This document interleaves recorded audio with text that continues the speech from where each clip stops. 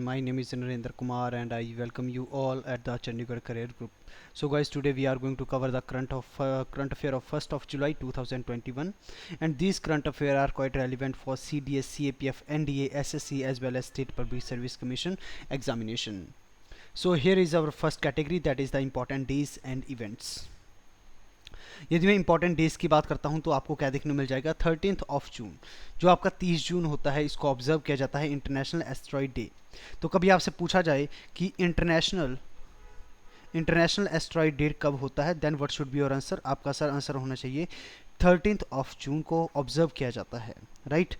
इतना आपके लिए जानना बहुत जरूरी है, बस इसके अलावा आपसे कोई क्वेश्चन नहीं पूछा जाएगा। अगला जो 13th ऑफ जून को जो आपको सेकंड डे देखने को मिल जाएगा, ये होगा इंटरनेशनल डे ऑफ पार्लियामेंट्रिज्म। क्या देखने को मिल जाएगा? इंटरनेशनल डे ऑफ पार्लियामेंट्रिज्म जो डे देखने को मिल जाएगा, इसको ऑब्जर्व किया जाता है 13th ऑफ जून को। The international day of parliamentarism is a time to review the progress that the parliaments have made in achieving some key goals to be more representative, move with the times, including carrying out the self-assessment, working to the include more women, young MPs and adapting to new technology, right। तो ये आपको देखने को मिल जाएगा। तो sir कभी आपसे पूछा जाएगा कि इंटरनेशनल डे ऑफ पार्लियामेंट्रिज्म इसको ऑब्जर्व कब किया जाता है, what should be your answer. आपका आंसर होना चाहिए 13th ऑफ जून।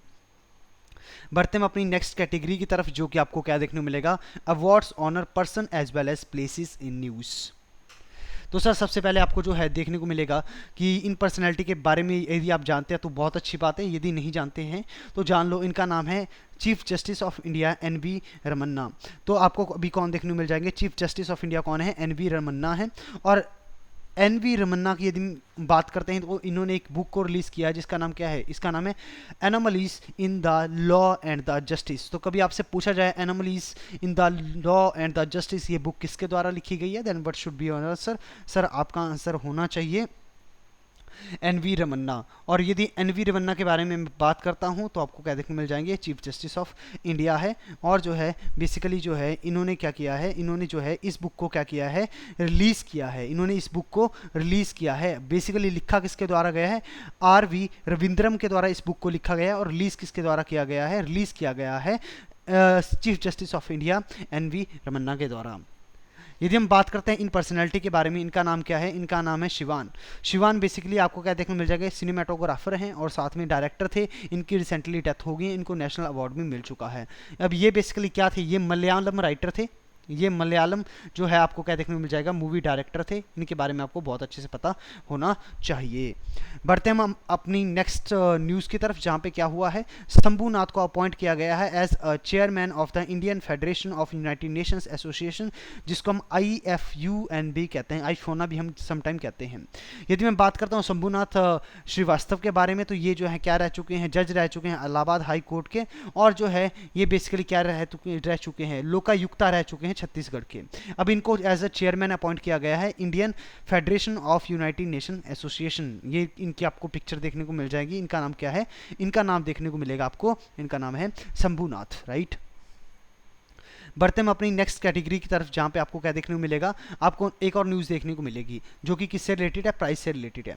तो जर्नलिस्ट जिनका नाम क्या है, P साईनाथ, इन्होंने जीत लिया है जापान, जो आपको क्या देखने को मिल जाएगा, जापान फुकुओका ग्रैंड प्राइज है, ये इन्होंने जीत लिया है। पहले आपसे पूछा जाएगा कि जापान का फुकुओका जो है, ये बेसिकली जो अवार्ड है, ये बेसिकली जो है किसने जीता है, किस इंडियन को मिला है, इनका नाम क्या है, जर्नलिज्म के लिए ये अवार्ड दिया जाता है। ये आपको देखने मिलेगा साईनाथ, राइट। तो साईनाथ को ये बेसिकली अवार्ड मिला है, ये आपको पता होना चाहिए। फुकुओका जो है ये बेसिकली जो है एक आपको सिटी देखने को मिल जाएगी जापान के अंदर, राइट।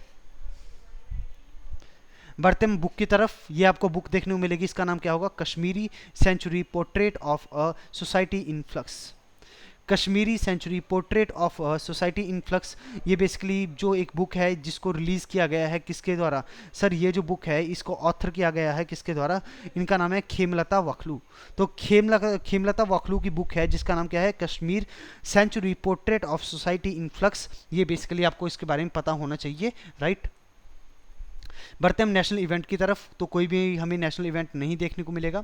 इंटरनेशनल इवेंट की यदि हम बात करते हैं तो क्या देखने को मिल जाएगा कि चाइना ने क्या कर दिया, जो सेकंड बिगेस्ट, यदि वर्ल्ड की हम बात करते हैं, second biggest hydro power dam जिसका नाम क्या है, बेथेन डैम, इसको बेसिकली ओपन कर दिया गया है। ये जो बेथेन डैम है ये बेसिकली कौन सी रिवर के ऊपर बनाया गया है, जिनसा रिवर के ऊपर बनाया गया है, जो कि कहाँ पे देखने को मिल जाएगी, जो साउथ वेस्ट चाइना में देखने को मिल जाएगी, राइट। तो बेसिकली जो अरुणाचल प्रदेश वाला एरिया है इसके बिल्कुल ऊपर आपको क्या देखने को मिल जाएगी, जो जिनसा रिवर है ये फ्लो करते हैं और इसके ऊपर जो है एक बांध बनाया गया है जिसका नाम है बेथेन डैम, राइट।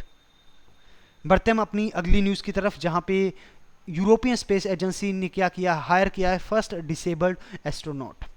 तो कभी आपसे पूछा जाए वर्ल्ड का फर्स्ट फिजिकली डिसेबल एस्ट्रोनॉट जो है किसने हायर किया है, तो ये यूरोपियन स्पेस एजेंसी ने हायर किया है, राइट। और इसके द्वारा ये कहीं ना कहीं एक मैसेज देना चाहते हैं कि जो स्पेस है वो हर एक के लिए ओपन है, तो मतलब कि क्या, स्पेस इज़ फॉर एवरीवन। अब बढ़ते हम अपनी अगली इंटरनेशनल न्यूज़ की तरफ, जहाँ पे आपको क्या देखने को मिलेगा, यदि मैं फिलीपींस के बारे में बात करता हूँ और एफएटीएफ के बारे में बात करता हूँ। पहले आप एफएटीएफ के बारे में जान लो, फाइनेंशियल एक्शन टास्क फोर्स। इसको जो है फाउंड किया गया था इन द ईयर 1989 में बाय द G7 ग्रुप, और इसमें आपको अब जो है 39 मेंबर देखने को मिल जाएंगे। इसका हेडक्वार्टर आपको कहाँ पे देखने को मिलेगा, पेरिस में देखने को मिलेगा, जहाँ पे आपको OECD का जो है OECD का जो है हेडक्वार्टर देखने को मिलेगा। ये होगी information about the FATF. FATF का मेन काम क्या होता है, इसका मेन काम ये होता है to prevent the money laundering, ठीक है, prevent the money laundering and combat the terrorism. ये आपको क्या देखने को मिल जाएगा, इसके मेन जो है एम देखने को मिल जाएंगे। अब ये क्या करती है, जो फाइनेंशियल एक्शन टास्क फोर्स है, ये बेसिकली कुछ जो है ये लिस्टें बनाती है, लाइक आपकी क्या होगी, आपकी ब्लैक लिस्ट होगी, ग्रे लिस्ट होगी। अब इन लिस्ट में कंट्रीज को प्लेस किया जाता है और ये चीज़ डिपिक्ट करती है कि कोई भी कंट्री कितने एफर्ट लगा रही है टू कॉम्बैट द टेररिज्म। यदि कोई भी कंट्री क्या क्या करती है, यदि कोई भी कंट्री ग्रे लिस्ट में है, मतलब कि क्या, ये कहीं ना कहीं शेल्टर प्रोवाइड करवा रही है किसको, टेररिज्म को, टेररिस्ट को, और ये कहीं ना कहीं कोई भी अप्रोप्रिएट स्टेप नहीं लिया जा रहा है इसके द्वारा to combat the terrorism, right. तो फिलीपींस को अभी इंक्लूड किया गया है ग्रेड लिस्ट के अंदर फाइनेंशियल एक्शन टास्क फोर्स के द्वारा, ये आपको बहुत अच्छे से पता होना चाहिए। और ना सिर्फ फिलीपींस को, हैती, माल्टा और साउथ सूडान जैसी कंट्रीज को भी ग्रे लिस्ट के अंदर ऐड किया गया है एफएटीएफ के द्वारा। बढ़ते हम स्पोर्ट्स की तरफ। यदि मैं स्पोर्ट्स की बात करता हूं तो आपको ये जान के खुशी होगी कि आईसीसी मैन का जो T20 वर्ल्ड कप होगा, ये बेसिकली जो 2021 का है, ये कहाँ पे होगा, ये हेल्ड होगा यूएई में, ठीक है जी। पहले ये कहाँ पे होने वाला था, इंडिया में होने वाला था, लेकिन कोविड-19 इंडिया में इस तरह से जो है सेकंड वेव आई है कि इसने मजबूर कर दिया है कि इंडिया से ये जो है वर्ल्ड कप शिफ्ट होगा कहाँ पे, यूएई में। अब आपको ये देखने को मिल जाएगा कि अब जो है मुकाबले कहाँ पे खेले जाएंगे वर्ल्ड कप T20 के, ये देखने को यूएई और जो है ओमान, इन दो कंट्रीज़ के बीच में देखने को मिलेंगे। यहाँ पे जो है मुकाबले सारे के सारे होंगे। यदि मैं बात करता हूं किसके बारे में, बीसीसीआई के बारे में बात करता हूं, तो सेक्रेटरी कौन देखने को मिलेंगे, जय शाह देखने को मिलेंगे। प्रेसिडेंट कौन है, सौरव गांगुली, और हेडक्वार्टर कहां पे देखने को मिलेगा, मुंबई के अंदर देखने को मिलेगा। और फाउंड कब किया गया था इसको, 1928 में फाउंड किया गया था।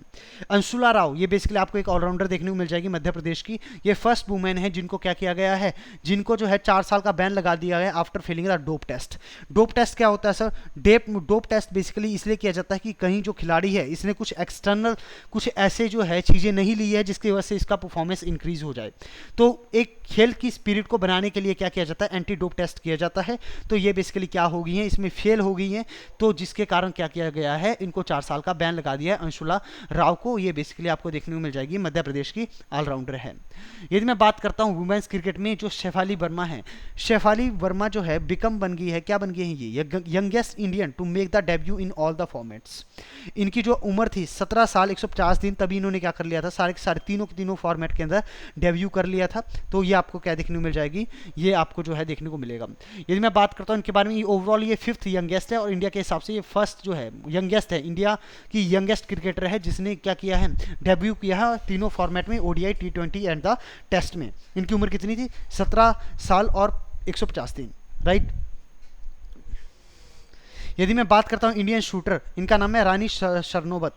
अब आपसे सर पूछा क्या जा सकता है, आपसे ये पूछा जा सकता है कि ये जो रानी सरनोबत है, ये बेसिकली एसोसिएटेड कौन से खेल के साथ में एसोसिएटेड है ये, राइट। तो ये बेसिकली शूटिंग के साथ एसोसिएटेड है, ये आपको पता होना चाहिए। और इन्होंने बेसिकली क्या किया है, ये इन्होंने जो है एक सिल्वर मेडल जीता और 2 ब्रॉन्ज मेडल जीते हैं, राइट, जो आपको पता अच्छे से होना चाहिए। और ये 25 मीटर की जो पिस्टल इवेंट है, इसमें ये पार्टिसिपेट करती है, राइट, तो ये आपको पता होना चाहिए।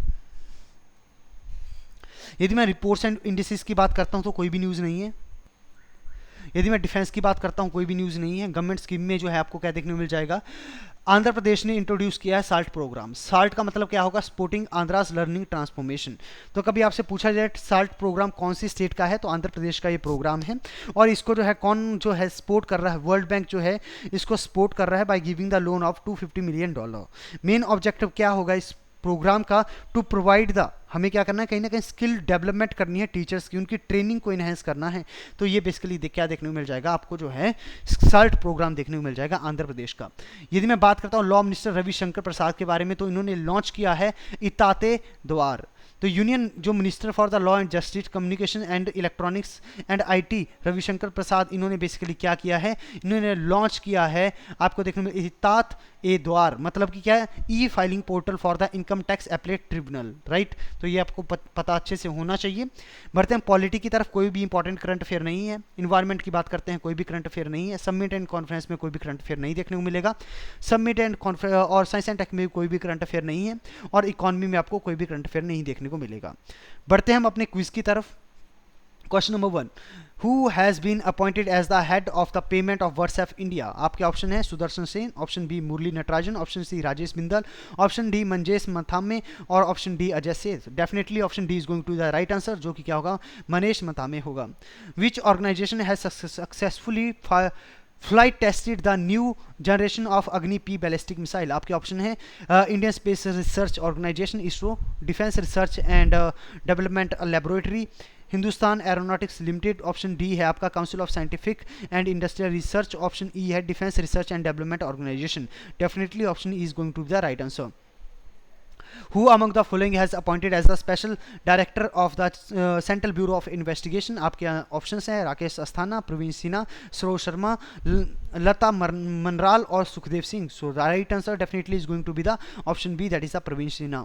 अब इनमें से किसने अनाउंस किया है कि हम क्या करेंगे, हम जो है इनमें से किसने जो है अनाउंस किया है, कौन सी कंपनी ने अनाउंस किया है कि अपॉइंटमेंट की है जेरेमी कैसल की as a new grievance officer for India. आपके ऑप्शन है Instagram, option B Facebook, option C Twitter, option D होगा व्हाट्सएप और ऑप्शन ई होगा Snapchat. Definitely option C is going to be the right answer, जो कि क्या होगा, Twitter. The government of India is celebrated the National Statistics Day on 29th of June on the birth anniversary of which of the following personality। आपके option है श्रीनिवासा रामानुजन, आपको देखने को मिल जाएगा। दूसरा आपको देखने को मिल जाएंगे एस कृष्ण स्वामी अयंगर, ऑप्शन सी है एस आर रंगनाथन और professor PC Mahalanobis.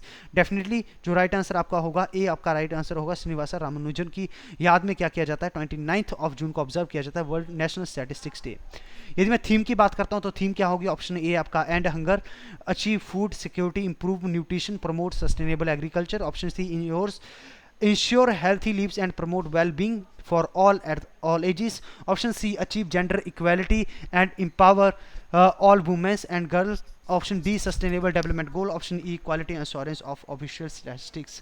So definitely option E is going to be the right answer, जो कि क्या होगा, एंड हंगर। इसी के साथ जो है इस करंट अफेयर की वीडियो को हम यहीं पे एंड करते हैं। I hope you enjoyed the video. If you do so then what you need to do, आपको क्या करना है, you have to subscribe the channel, you have to press the like button, whatever the doubt you are having you can write it down in the comment box. और जो है आप यदि connect होना चाहते हो टेलीग्राम के ऊपर, then you can visit to the Telegram channel of the Chandigarh career group in order to get the PDF of this lecture. Thank you so much.